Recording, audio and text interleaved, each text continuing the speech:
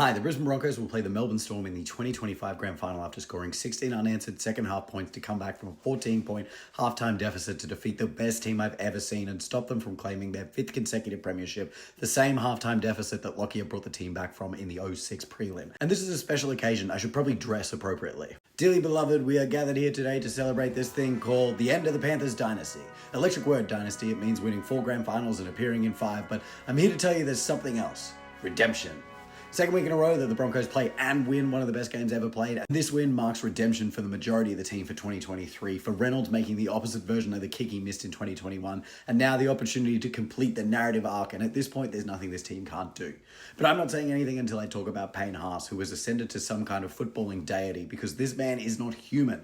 He plays all 80 minutes in the most demanding position on the field. He makes 46 tackles, misses none. He makes what was potentially a try saver on Talangi with 25 to go. He's diving on balls on the try line that Talangi would have jumped on. He's in places a prop shouldn't be, and he's making huge plays.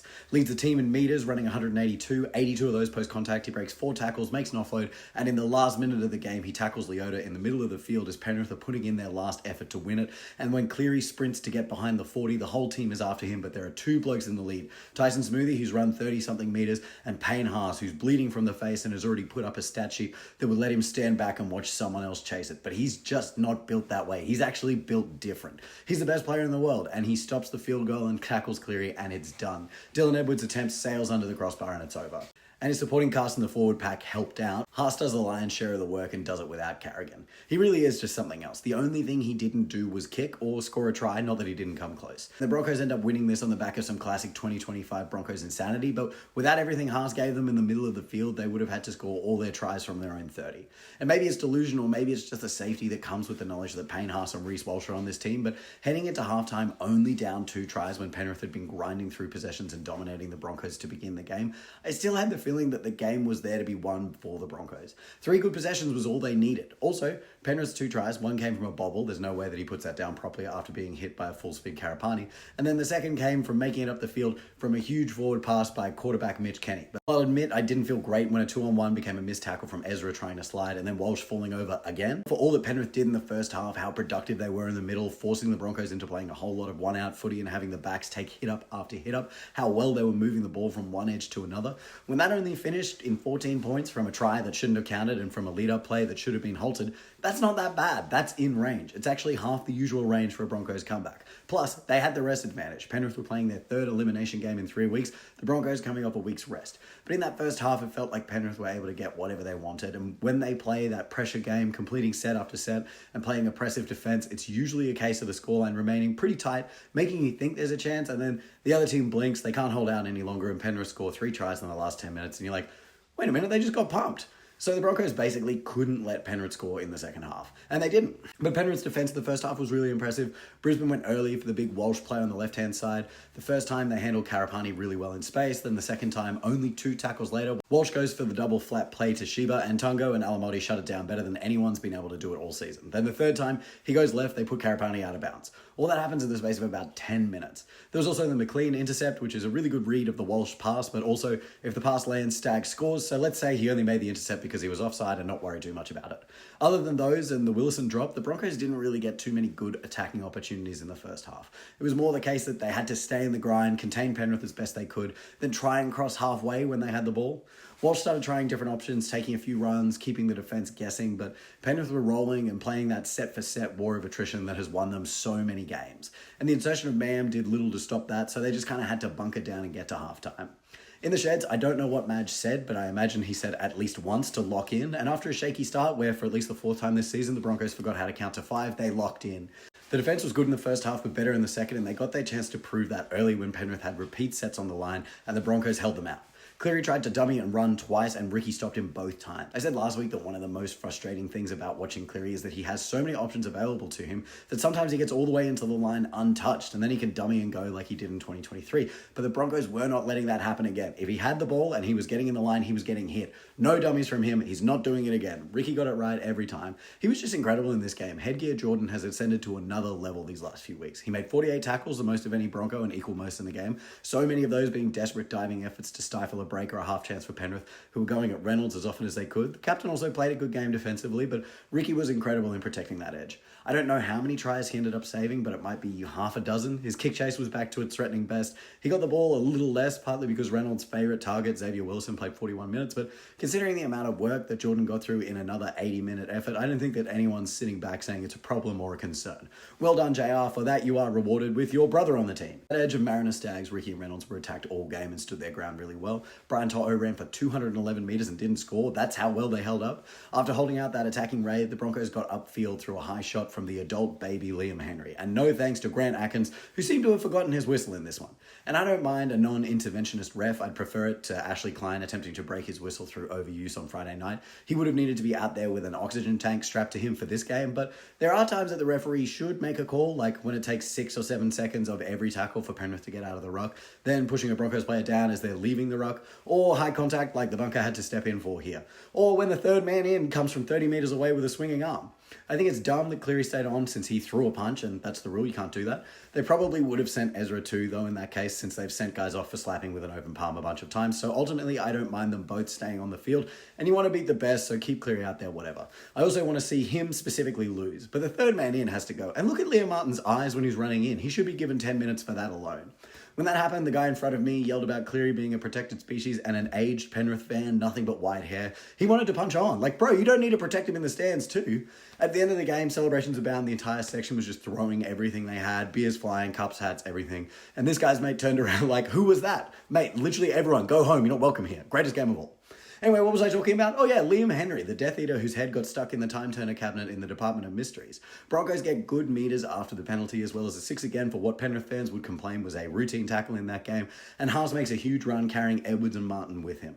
And then Willison gives Hunt the space to get to work and get the ball out to Reynolds, and Tony has been watching McLean get out of the line quickly all game. He's flat while Walsh and Mariner are deep, and he calls for the kick, and this is why you bring Reynolds back, because he dummies and then puts it on a dime for Stags, and it has to be Stags that starts it off. It wouldn't be right if he didn't score the first one. Williams started turning after that play. The Broncos kept the pressure up on Penrith, and then they start making a few errors. Cleary's getting into his grub work. They have the scrap, but as the sets go back and forth, the Broncos keep looking better, and Penrith are just starting to slow down slightly. They're not without their opportunities, but it's taking them more effort to get up the field, and now they're starting to struggle to get out of their own half. But they're still getting past the 40 often enough that Cleary can't kick a 40-20. This jacket's really hot. This is probably the right time to say that nearly every kick Cleary made in this game that wasn't a clearance went just a bit too long, and unless Ezra Mam ran obstruction for a chaser or the chaser flopped, there wasn't much danger from any of his kicks, which is unusual for a guy who can normally put it on a 5-cent piece. I guess it's probably a sign of how good he is that I'm like, well, this guy, who kicked 625 metres, only did good kicks, not inch-perfect kicks that only his teammates could possibly catch. At 14-6, I was feeling okay, but it stayed that way for a while, and inside the stadium, I started checking the clock, and at 20 minutes, hey, still plenty of time. They're looking fine. Momentum has swung their way. Then at 15 minutes, still plenty of time for 2 tries, but Penrith have had 3 straight sets at the line. Ricky stops 1 kick with his foot, and then they restart. Haas grounds the ball in goal after Cleary makes the same play on the next set. Then on the 3rd consecutive set, when they've tried the trick play of Reynolds to Walsh on the restart and held out for 14 consecutive tackle, Cleary kicks right, and Tyson Smoothie, who was amazing in this game, recovers the kick with a slips catch in the middle of the park, and it's a reprieve, but the boys are gassed. Piakura's cramping, Ricky's hunched over. 2 tries is starting to look pretty tough, and they just need something. Enter Xavier Willison. As soon as he's on the field, they give it to the fresh legs. In his first run, he goes 15 metres. Then Katoni gets them out of the half. Smoothie gets them further with a great late offload. Willison goes again for 10 metres. Kenny can't get up, so there's only 1 at marker, and Hunt goes right to go left. Martin takes the bait, and Hunt has Shibasaki in plenty of space, but instead we get the reverse go-dozer. Cleary jumps in front of the pass, but can't take it, and Willison has only just stood up from the tackle, and suddenly the ball is in his paws, and he's over untouched, and the stadium erupts. 3 runs in the space of a minute for Willison, all the way up the field for a try. What more can you ask for? It's almost a perfect return game. He ran 151 metres, 55 post-contact, made 25 tackles with 1 miss, and escapes a suspension for a cannonball tackle, which was very much, bro, what are you doing? You obviously can't do a cannonball tackle. That's why they call it that. But he's paid $1,000 for his sins, so who cares? Besides, there's still a comeback to complete. And at this point, they need a try since Walsh kicked the conversion as hard as he could straight into the post, which is fine because they're not doing this in twos with penalties and field goals. It has to be a try. This team knows no other way. It's got to be high drama. They keep up the pressure through some really great kicks from Smoothie and Reynolds. Then on fifth tackle, they go for another trick play. Reynolds throwing an inside ball to Smoothie, which no one would have seen coming. Then to Haas to Talangi before Walsh can catch it. But 2 tackles after the scrum, they finally get the matchup that they want. Reece Walsh on Blaze Talangi. Haas's decoy run holds up Luke Garnett just enough. Ricky and Staggs hold their line to keep McLean away, and 5 Panthers can't stop Walsh from getting the ball away for a no-look offload that he throws when To'o joins the tackle. A Mariner's got to be out there somewhere. And Reece Walsh is so good that he can even think to attempt a pass that bold, thinking it'll come off. There's no way he can see Mariner, and Mariner still has to make it 10 meters past Brian To'o, Lindsay Smith, and Dylan Edwards, a brick wall of defense which he powers straight through, and it's utter pandemonium at Suncorp. That's the toughest 10 meters Mariners run all season, and he made it look easy. I was sitting in the third tier on about the 40 towards Caxton Street end, so all I could see from my seat was the ball and Dylan Edwards' head, and I wasn't exactly sure which one was which, but both would be on the try line, and that was enough for me. Scores a level and redemptions abound for the team. Walsh has had his moments with the ball. Off the tee, he's noticeably shaky, and while there's always points in this team, another try just seems too much to ask of any of them. And now they just need 2 points, so give Adam Reynolds a tee and let him kick from the other side of the field from where he missed in 2021. An extra dose of narrative to round out this redemption, and it's clean off the boot and over. I got chills watching it back. What a moment. I have never heard Suncorp as loud as it was yesterday, and as you can tell from my voice, I was part of that. And from the point where Cleary wasn't sent off, the crowd was on. I've been to the last 3 prelims where the Broncos have qualified, and the crowd was nowhere close to that in any of them. I wasn't at the Go Dozer game, but I think it's probably the only game that could have been louder. And if there's anything as meaningful as beating New South Wales at Suncorp to win the Shield, it's beating Penrith. The game's not done, and while it might seem that the Broncos have the Panthers trapped in their own end, there's a penalty because Dylan Edwards has dropped the ball. And that's not something that he tends to do at the end of close games, so it must have been foul play by Katoni Staggs. Would have been a great time to win a challenge there, but without it, we don't get the big finish that this game deserved. Alamotti has 1 run left in him. Sheba, Karapani, and Mam play some good defense to halt that run at the 40. Penrith opt not to take the 2-point field goal in the next 2 tackles, and it's only once it's clear that they can't score a try that Cleary goes for it and gets run down, because for redemption arc to finish properly, Cleary has to have the chance to tie it up and fail. If there had been extra time with Cleary making a kick like that and the Broncos had made it all the way back and still not won, it probably would have broken their spirit that there's just not a way to beat this guy, but they finally found it, and they beat Penrith for the first time since round 1 2023, and for the first time in 5 years, Penrith have been eliminated, and halfway through the decade, we get the first grand final without the Panthers in it. The last non-Penrith grand final was the Jack White and 6 again final, the one that feels like it was played in ancient Rome nowadays, and that's what it takes to beat them in a final, literally everything.